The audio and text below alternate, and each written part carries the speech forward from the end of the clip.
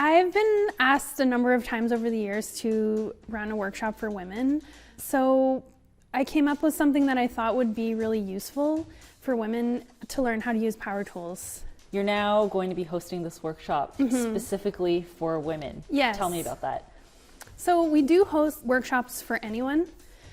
This one is specifically for women just because I feel like there's a huge demand. There's a lot of women who really want to learn, and they might just not have the opportunity or the space to do so. So I wanted to provide that opportunity just for women for this particular course to get over their fears, get over their insecurities, and have a chance to just really learn how to do things safely and confidently so that they can try it on their own when they leave.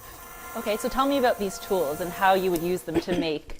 So these are some of the tools that we're going to use. These are pretty standard carpentry tools. There are also tools that a lot of people have in their garage to work on different projects. So this is called a skill saw. Okay. It's used a lot of the times for cross-cutting lumber.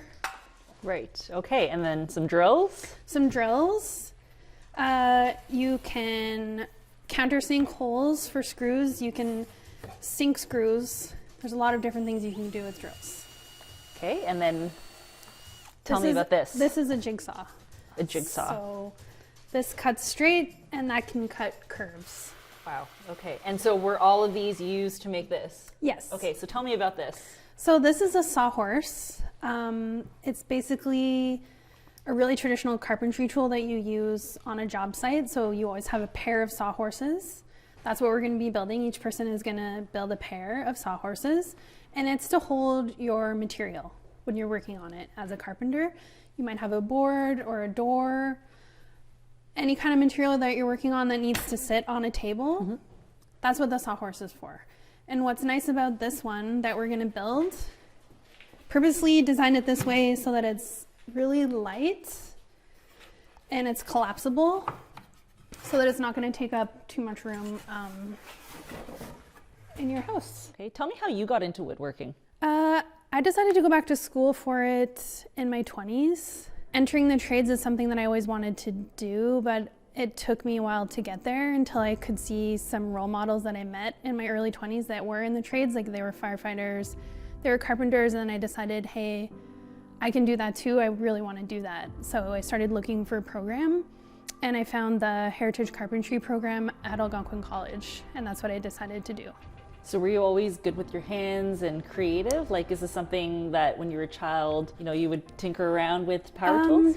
I didn't grow up around tools, but I remember in high school my father really tried to convince me to get into the trades, but I didn't really see myself doing that. I didn't take it seriously until I was able to get out, get some life experience, and actually see women in the trades, and then I thought, hey, that's something I want to do. We've had over 100 people sign up. Wow. Yeah, and I just launched it 2.5 weeks ago. And how many sessions are you leading? I'm actually planning to do it for the whole year.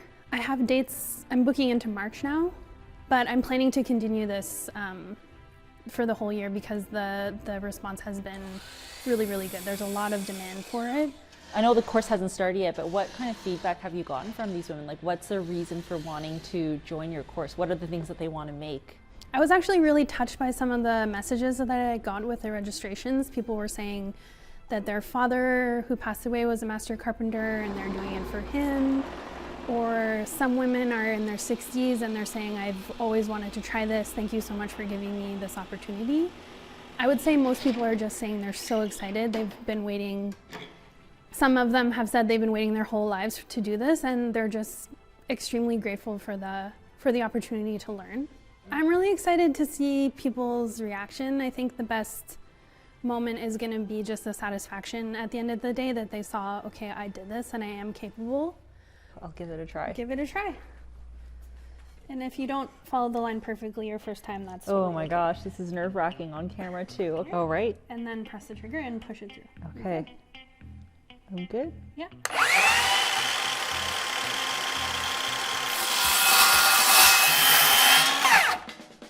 Perfect. I did it? You did it. It's straight, but not It is against straight. the line. You just missed your line by 1/8 of an inch, but that's better than being too short. Okay. Yeah, you did a great job.